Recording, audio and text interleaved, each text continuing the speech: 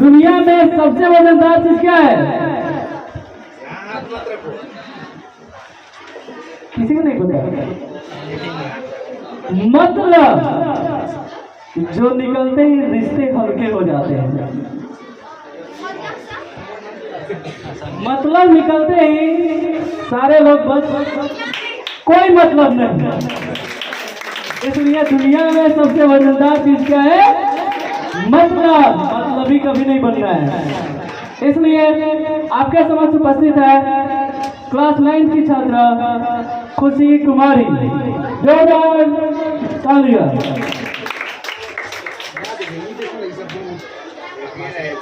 बैठो साहब, बैठो। सबसे पहले मेरी तरफ से आप सभी को शुभ अपराह्न। आशा करती हूँ आप मेरी कही हुई बात को ध्यान से सुनेंगे। गंगा जमनी तहजीब वाला देश भारत में और गीता ज्ञान की प्रतियोगिता होती है तो मरियम सिंह विजेता बनते हैं। गीता पर जब क्यूज होती है तो शेख मोइनुद्दीन विजय होते हैं। डॉक्टर राजमाल सुरक्षा को कौन नहीं जानता? डॉक्टर राजमाल सुरक्षा को कौन नहीं जानता? आधुनिक भारत के वेद व्यास कहे जाते हैं। तो फिर क्यों ईद दिवाली एक साथ मनाने वाले इस देश में, विविधता में एकता की मिसाल देने वाले इस देश में हम आज विविधता और विविधता में अंतर नहीं समझ पा